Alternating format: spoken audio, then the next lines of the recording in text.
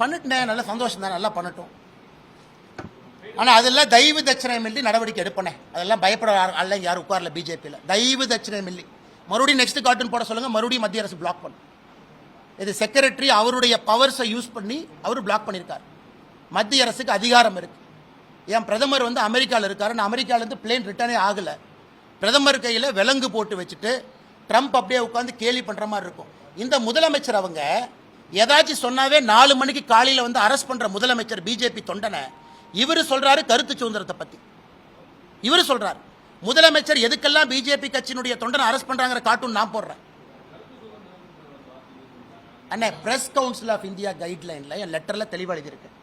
நீங்க போடுற கார்ட்டூன்னால ஒரு நாட்டினுடைய வெளியுறவுத்துறை கொள்கை பாதிக்கும் அப்படின்னா கூட but is also an offence. PCI பொறுத்தவரை கைட்லைன் அவங்க எஃப்ஐஆர் போட முடியாது. மத்திய அரசுக்கு முழுமையாக அதிகாரம் இருக்கு, அதை பயன்படுத்தியிருக்காங்க. ஸோ விகடன் பண்ணதை எப்படி நியாயப்படுத்த முடியும்? பிரதமர் கையில் விலங்கு மாட்டி பக்கத்தில் டொனால்டு ட்ரம்ப் அவங்க கேலி பண்ற மாதிரி போடுறது எப்படி நாம பண்ண முடியும்? எப்படி பண்ண முடியும்? ஸோ விகடன் பண்ணது நாயன் தமிழ்நாட்டில் யாருன்னு சொல்றாங்க? திமுக சொல்றாங்க, 2-3 கட்சிகள் சொல்றாங்க. அவங்க பண்ணது மாபெரும் தவறு. எதுக்கு அப்படி போடுறோம்? போட வேண்டிய அவசியம் என்ன? உங்களுக்கு வேற விதத்தில் எதிர்க்கணுமா? எடிட்டோரியல் இருக்கு. கார்ட்டூன்ல எதிர்க்கணுமா? எதுக்குங்க? பிரதமர் கைவிலங்கியா மாட்டுறீங்க. இதே முதலமைச்சர் கைவிலங்கு போட்டு இதே மாதிரி போட்டோ போட்டா முதலமைச்சர் விட்டுருவாரா? இன்னைக்கு முதலமைச்சர் கருத்து சுதந்திரங்கிறார்.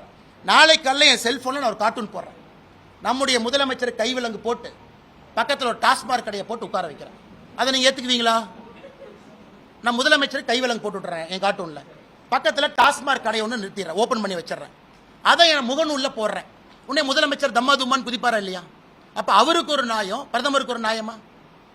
அதனால் நான் கடிதம் எழுதியது யோசிச்சு எழுதணும். இத்தனை பிரஸ் இருக்கிறீங்க, இத்தனை பேரை கிரிட்டிசைஸ் பண்றீங்க, யாரை பத்தி எழுதலையே? தவறு செய்திருக்கின்றார்கள், சுட்டிக்காட்ட வேண்டியது எங்களுடைய கடமை. பாரதிய ஜனதா கட்சி சார்பாக எழுதியிருக்கின்றோம். நாளை நடந்தால் மறுபடியும் நடவடிக்கை எடுப்போம். அதில் எந்த மாற்று கருத்து இல்லைங்க.